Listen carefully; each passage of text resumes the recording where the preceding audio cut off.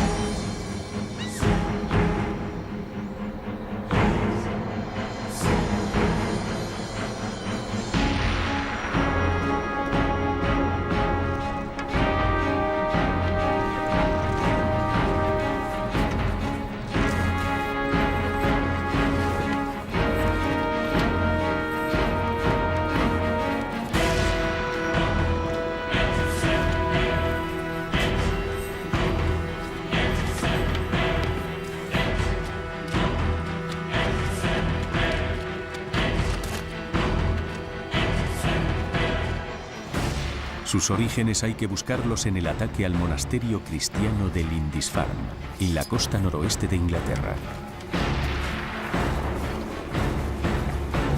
Un ataque rápido, violento e inesperado.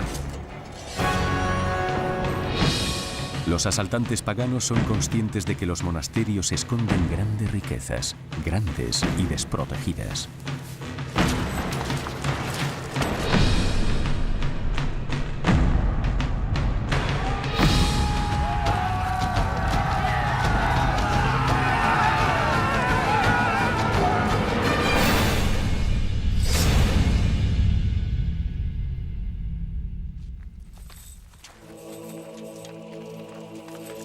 La noticia se propaga rápidamente por toda Europa.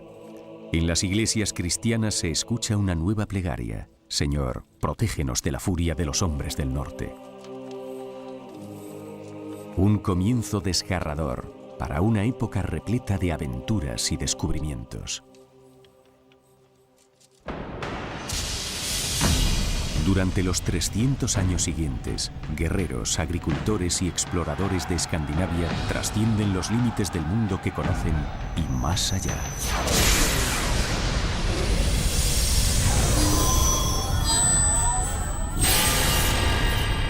Vikingos, un viaje hacia nuevos mundos.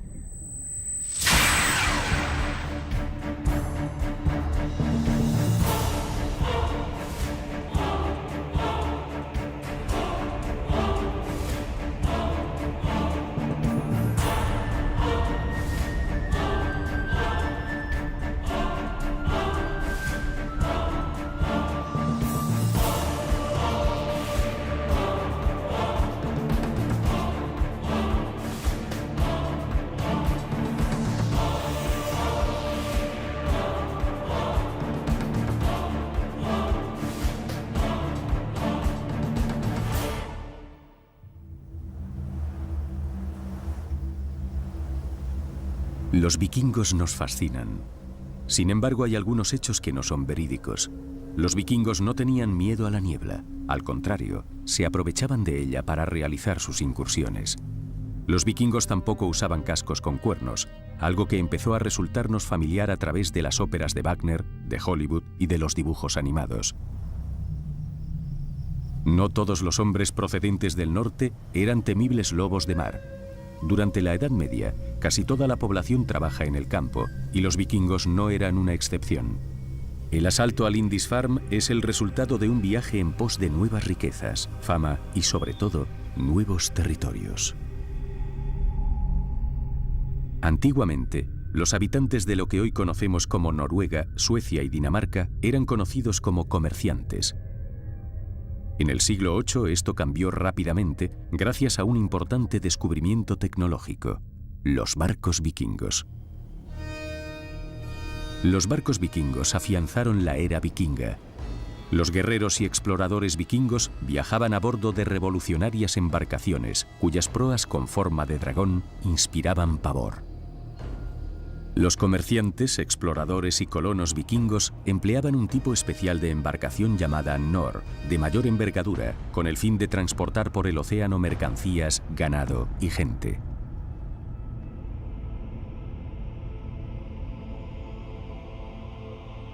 El casco de todos los barcos vikingos estaba hecho de finos tablones encastrados y asegurados con clavos y sellados con alquitrán.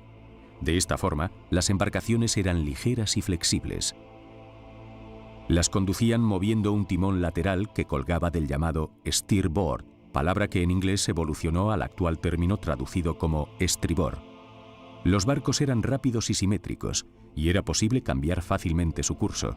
Estas alargadas embarcaciones tenían poco calado, lo que significaba que eran capaces de ascender ríos y que podían encallar fácilmente. La construcción de barcos requería una gran destreza. Las enormes velas cuadradas eran tejidas con lino o con lana fina y posteriormente eran impermeabilizadas con grasa.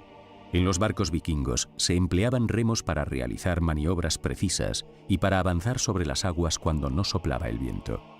La construcción de barcos era un arte, y los carpinteros jefes de los navíos eran tratados con gran respeto. Su destreza era legendaria, hasta tal punto que llegó a creerse que las leyendas de los enormes barcos vikingos, que transportaban 200 guerreros, eran solo fruto de la exageración de los contadores de historias. Entonces, en 1997, se encontró en Roskilde, Dinamarca, un enorme barco vikingo de 36 metros de largo, con capacidad para 180 hombres. Los barcos vikingos gigantes sí habían existido. Aquellas embarcaciones otorgan a los vikingos una férrea superioridad sobre las aguas.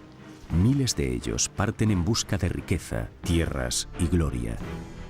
En 2 siglos, los nórdicos, daneses y suecos, o rus, como se les conocía en el este, se expanden por toda Europa. Se apropian de grandes extensiones de terreno en Inglaterra y Escocia, y también en Irlanda, donde fundan Dublín. En Francia, los invasores procedentes del norte se adueñan de una región conocida como Normandía. Los destrozos de los vikingos llegan incluso hasta el Mediterráneo. En el este, los rus utilizan los ríos para llegar a Oriente Medio, creando una red comercial de 1.600 kilómetros y fundando su propio reino, Rusia. El éxito despierta la ambición de los vikingos. Estos se organizan en grandes flotas para llevar a cabo importantes ataques. La ciudad de París tiene que pagar un enorme tributo para no ser víctima de las invasiones. Poco después, un ejército vikingo muy numeroso conquista York y gran parte de la costa oriental de Inglaterra. En el este, los vikingos atacan Constantinopla, la actual Estambul, con flotas formadas por cientos de barcos. La ciudad resiste la embestida 2 veces, pero los emperadores bizantinos quedan tan impresionados que deciden contratar a guerreros vikingos como guardias imperiales. Los europeos consideraban a los vikingos unos infieles que se atrevían a atacar a los cristianos, pero no se trataba solo de eso, se trataba de un choque de culturas, de tradiciones y religiones contrapuestas.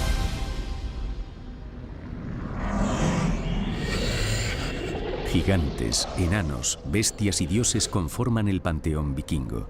Los guerreros que mueren blandiendo la espada se ganan un lugar en Valhalla, un paraíso que ofrece una segunda vida llena de guerras y festines.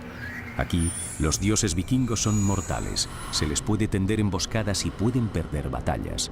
A pesar de todo, la sabiduría reina entre los dioses. Odín, la deidad suprema y dios de la guerra, dio un ojo a cambio de poseer sabiduría. Thor tiene el poder de controlar la climatología y envía rayos y truenos. Frey da fertilidad a la naturaleza, a la gente y a sus campos. Estos dioses continúan presentes en nuestra vida diaria. El miércoles es el día de Odín, el jueves el de Thor y el viernes el de Frey, algo evidente en los nombres de los días de la semana en inglés. Al sur y al este de sus dominios, los vikingos se ganan su fama de asaltantes y guerreros. En Occidente se convierten principalmente en colonos y exploradores. Se apropian por completo del Atlántico Norte. Tras ocupar varias islas pequeñas, encuentran una isla enorme que hasta entonces solo había estado habitada por un contado número de monjes irlandeses. Allí los vikingos erigen un nuevo mundo.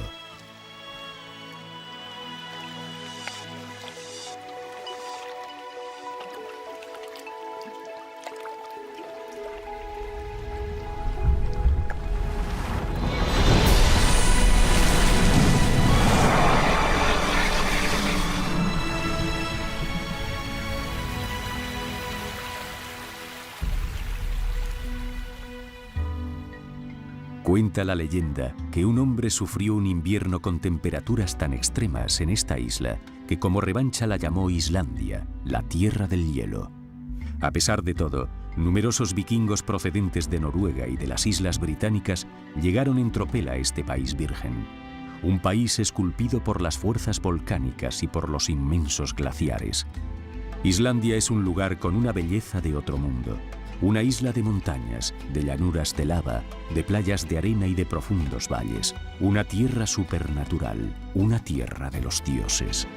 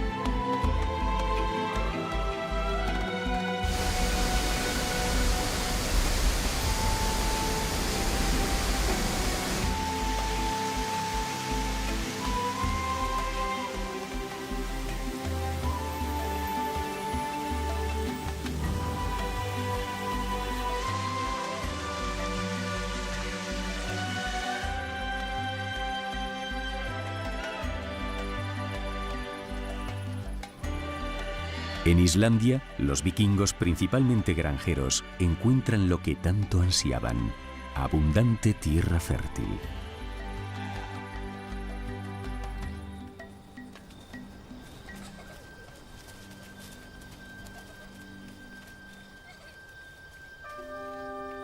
Muchos vikingos llegan a Islandia también con la intención de dejar atrás a la monarquía noruega, regida por reyes autoproclamados.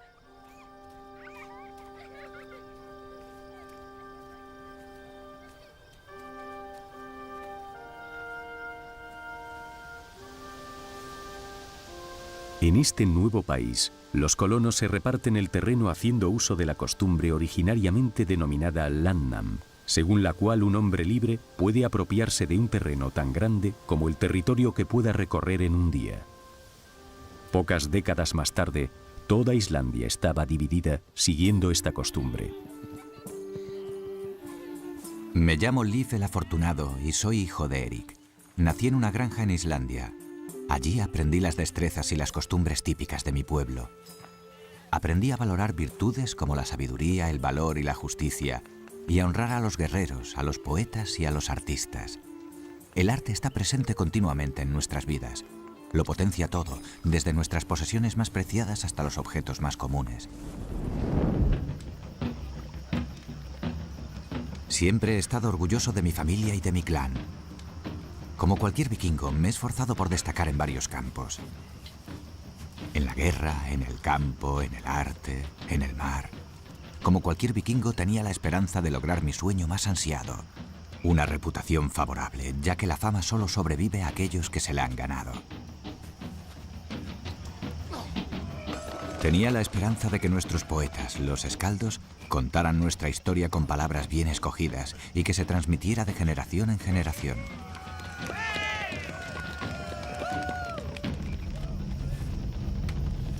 Los vikingos valoran por igual la transmisión de las historias y la recitación de poesía como la destreza en el campo de batalla. Pero a pesar de que poseían un alfabeto propio, las runas, la historia y la tradición descansan fundamentalmente en la palabra hablada. Por suerte, 2 siglos después de que Leif existiera, los islandeses escribieron todas estas historias, incluyendo la vida de Leif. El conjunto de estas forma lo que se conoce como las sagas islandesas. La palabra saga simplemente significa lo que se contaba. Las sagas contienen una mezcla de historia, poesías, mitos y fábulas religiosas.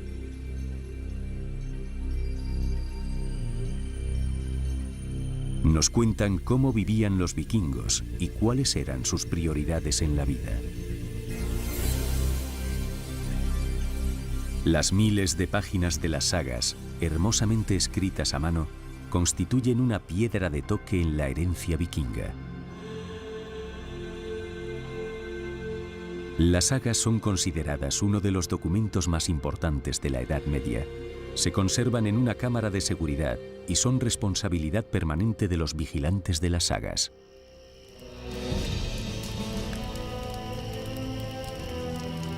Dos sagas recogen una interesante historia. Un crucial punto de inflexión se produjo cuando varios jefes de clanes vecinos, que representaban a varias familias, se reunieron en una asamblea llamada Þing.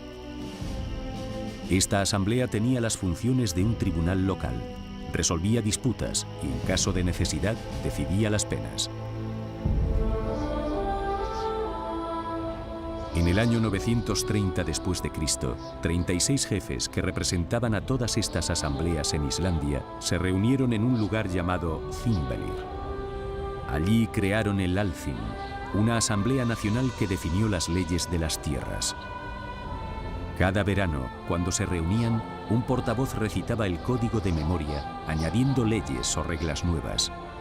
Actualmente sigue siendo la Asamblea Nacional activa más duradera del mundo.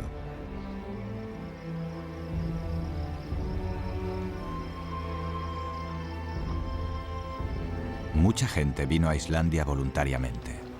Erik, mi padre, no tuvo elección. Le fue prohibida la entrada en Noruega por un crimen que no había cometido. Mi padre era un hombre con mucho genio y tenía todas las cualidades necesarias para ser un líder. Temido o respetado, se le conocía como Erik el Rojo. En Islandia, Erik se casa y entronca con una apoderada familia descendiente de los reyes irlandeses. De esta forma mejora su reputación. Sin embargo, como nos indican las sagas, Erik no puede huir de su volcánica naturaleza. Una disputa con un vecino adquiere tintes violentos y muere gente de ambos bandos. Erik tiene que responder ante la asamblea. Mi padre tenía tantos seguidores como detractores. Sin embargo, la ley prevaleció. A Erik el Rojo se le prohibió la entrada en Islandia durante 3 años.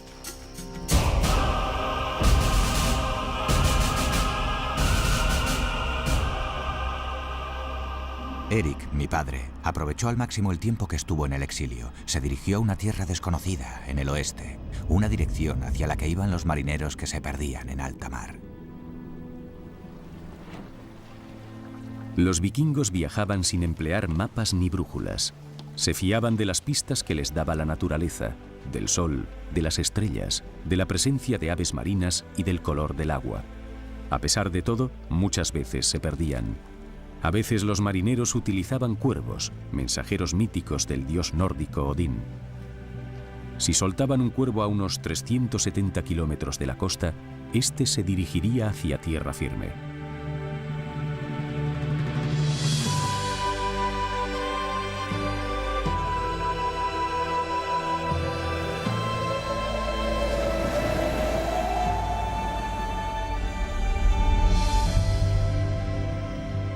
Erik no lo sabía, pero se estaba dirigiendo hacia la isla más grande del mundo.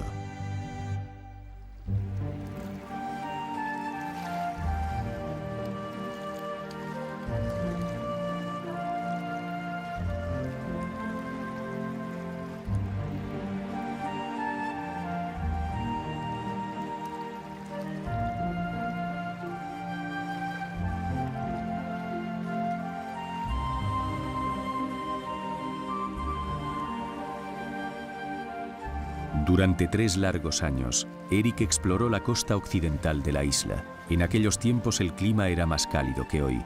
Los icebergs abundaban, pero durante el invierno los fiordos no quedaban obstruidos por el hielo.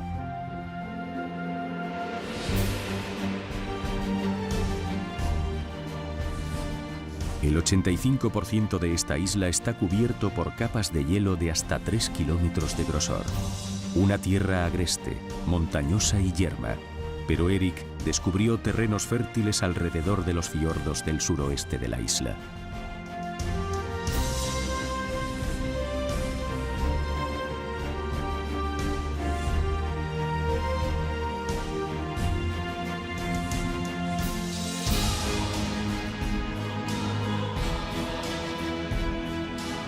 Erik encontró huellas de civilización, pero no había nadie que osara desafiar su supremacía.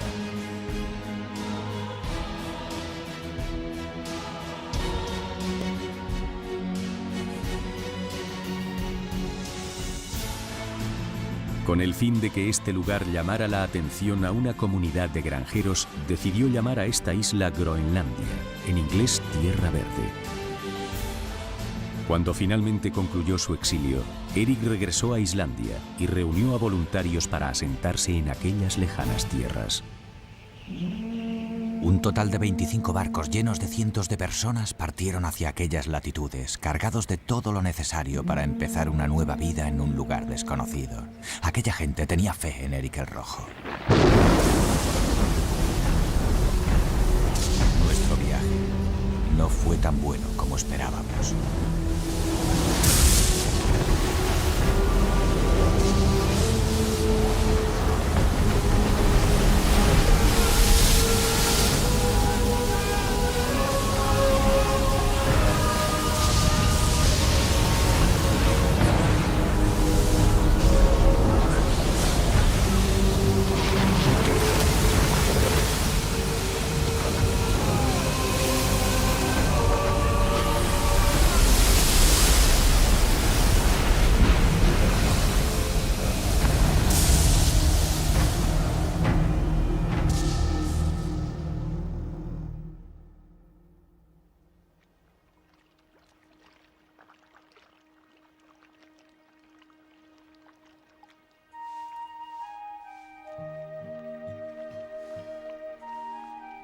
Tan solo 14 de nuestros barcos consiguieron llegar a las costas de Groenlandia.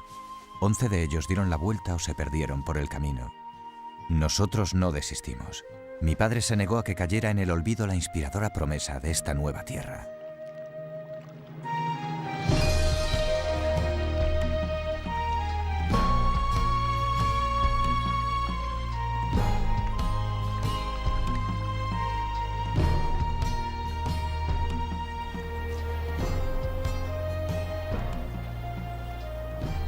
Durante su exilio, Erik exploró la zona que hoy se conoce como el fiordo de Erik.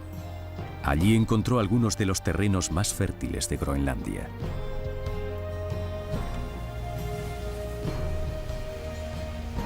Erik gobernó esta isla desde aquí, desde esta granja llamada Brattahlid, o pendiente empinada.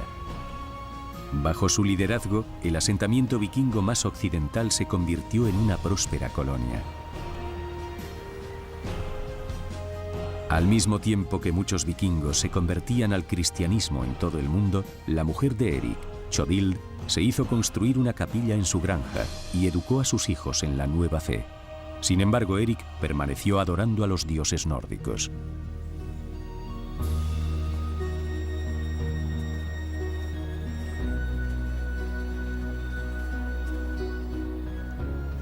Acabábamos de llegar a Groenlandia cuando un hombre llamado Bjarni apareció en Brattahlid. Había venido por mar desde Islandia. Se había perdido en medio de la niebla y las corrientes se lo habían llevado hacia el oeste. Había visto de cerca 3 tierras desconocidas, pero no había pisado ninguna de ellas. Al oír aquello, mi vida cambió para siempre.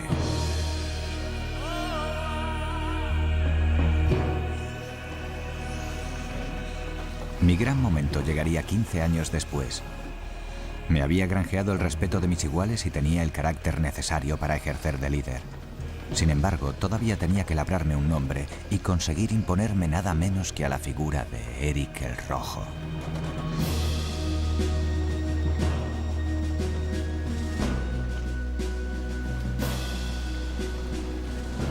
Le compré a Bjarni el barco que lo había traído hasta allí y reuní a varios voluntarios para navegar la ruta que él había recorrido.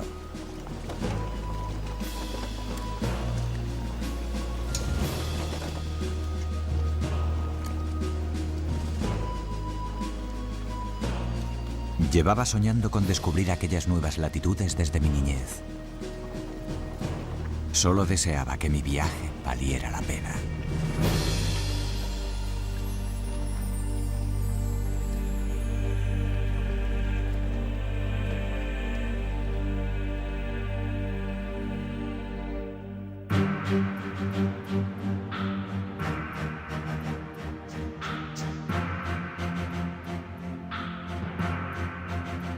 Lo primero que divisaron Leif y sus hombres fue una superficie rocosa y cubierta de hielo, sin árboles ni praderas.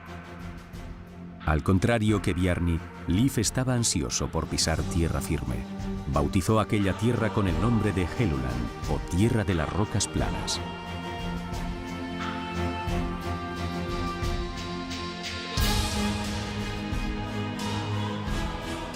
A continuación encontraron una tierra de inmensos bosques al borde del mar.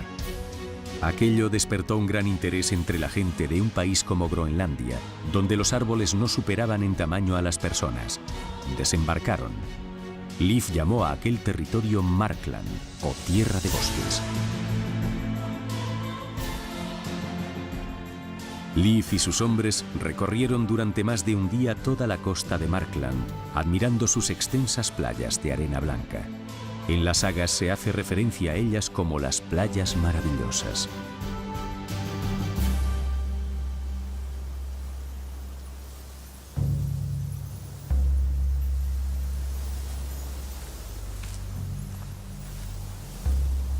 Llegamos a otra tierra. Al poner el pie en la orilla, comprobamos que la hierba estaba cubierta de rocío. Lo cogimos entre las manos y lo bebimos. Nunca habíamos probado nada tan dulce. Entonces decidí que instalaríamos nuestro campamento cerca de allí. Las sagas nos cuentan que conforme exploraron aquella región, encontraron terrenos muy verdes y parras con uvas dulces. No había nieve, e incluso durante el invierno, el sol se erigía en el cielo durante muchas horas al día.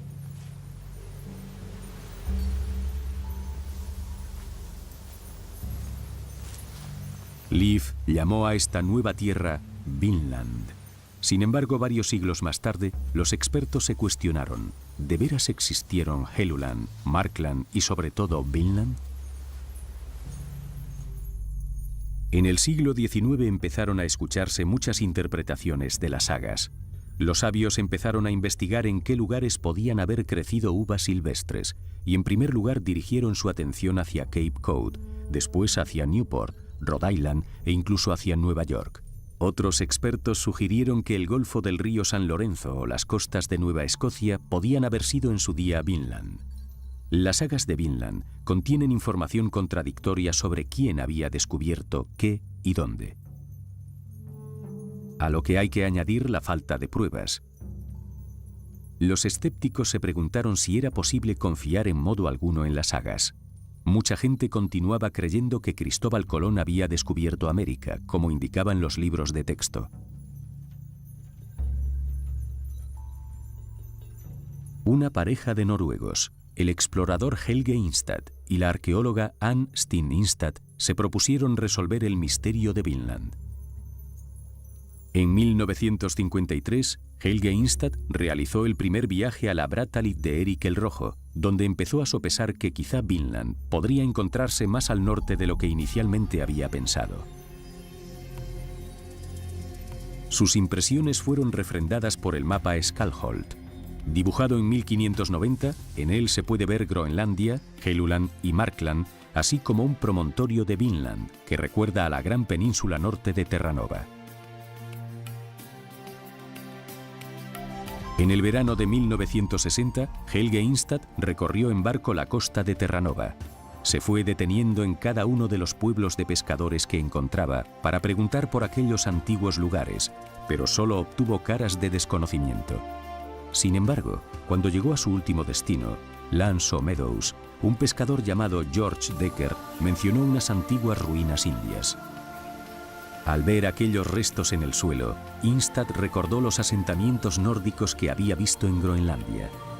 Habían pasado miles de años, pero solo se habían acumulado 15 centímetros de historia sobre los restos de aquellas 3 casas vikingas y 5 pequeñas construcciones. Anne Steen Instad dirigió durante 7 años una excavación arqueológica en L'Anse aux Meadows. Allí encontró pruebas irrefutables de que antiguamente aquello había sido un asentamiento vikingo. Las pruebas realizadas con carbono determinaron que los orígenes de la zona se remontaban al año 1000, cuando se decía que Leif Erikson había viajado a Vinland. Las sagas estaban en lo cierto.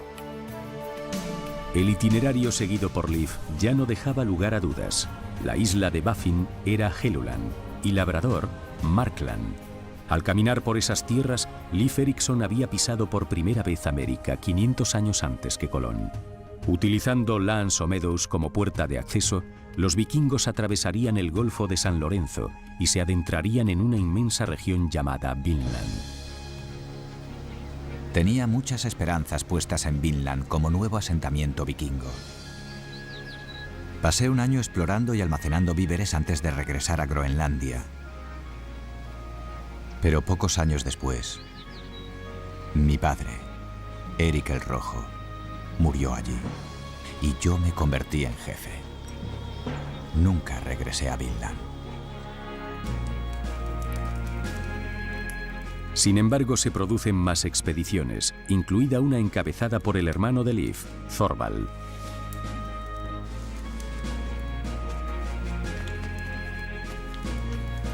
Unas cuantas mujeres llegan a América del Norte, incluyendo una conocida como Gudrid, la viajera. Durante su estancia en Vinland, Gudrid da a luz un varón llamado Snorri. Es el primer europeo nacido en América del Norte y sería el único en los 500 años posteriores.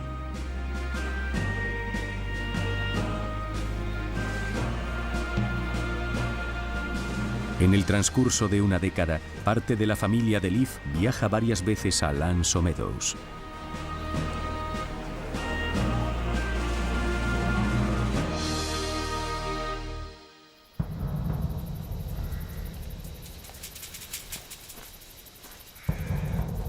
La expedición de Thorvald realiza un descubrimiento extraordinario.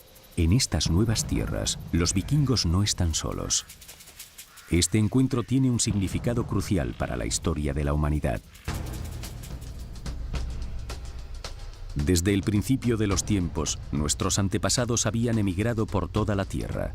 Habían atravesado Europa y Asia, habían pisado el continente americano y habían llegado hasta los confines de la Tierra.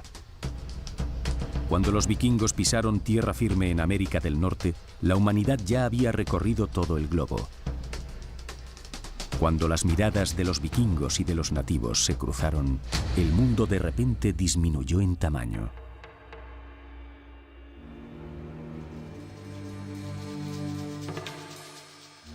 Al final, las relaciones entre los vikingos y los nativos se volvieron conflictivas.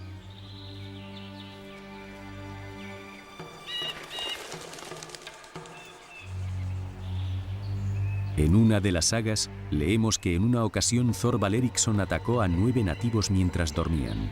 8 de ellos murieron y uno consiguió escapar.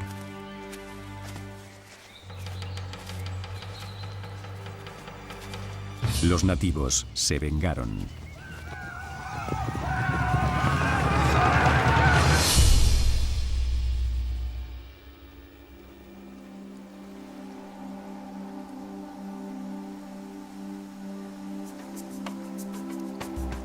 La muerte de Thorvald demostró que el conflicto con los nativos constituía un importante obstáculo para un asentamiento vikingo permanente. Oscar Wilde afirmó que los vikingos habían descubierto América, pero que habían hecho bien dejando que se les escapara de las manos. En parte tenía razón. Los vikingos regresaron con asiduidad a Labrador para recoger víveres, especialmente madera. Las pruebas demuestran que mantenían un contacto habitual con los antepasados del pueblo inuit. Mientras tanto, los territorios vikingos estaban gobernados por reyes cristianos, como sucedía en otros muchos países europeos.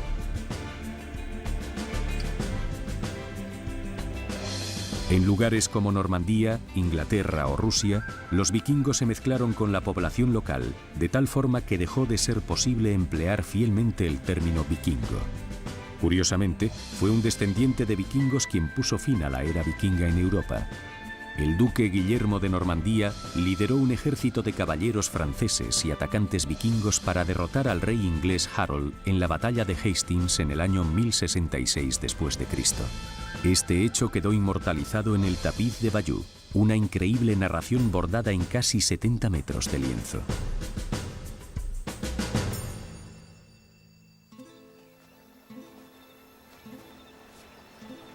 La Groenlandia vikinga continuó existiendo casi 5 siglos más tras los viajes de Vinland. Los habitantes de la isla comerciaron con material muy valioso, como colmillos de morsa y halcones, pero la agricultura fue perdiendo importancia paulatinamente, conforme el clima se fue volviendo más frío. La adaptación pudo haber significado seguir un estilo de vida más similar al de los inuit, pero los habitantes de Groenlandia insistían en vivir como europeos. El último acontecimiento del que se tiene constancia en Groenlandia es una boda en la iglesia de Valsi el 16 de septiembre de 1408. Varias décadas más tarde, los vikingos habían desaparecido de Groenlandia.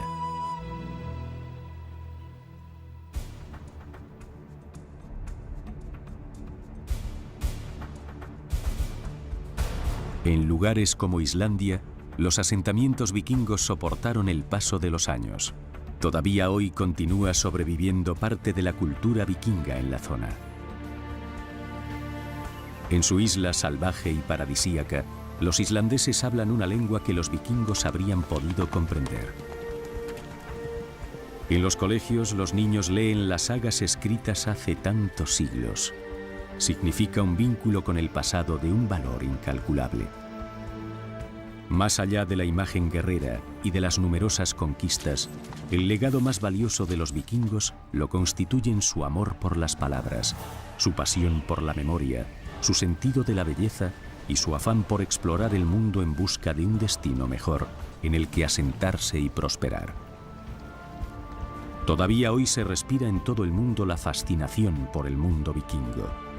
Miles de empresas, productos, nombres de equipos de deportes e incluso sondas espaciales llevan con orgullo la palabra vikingo. Es una etiqueta honrosa, un símbolo del amor por la conquista y por la exploración. El valor más profundo de los vikingos continúa vivo.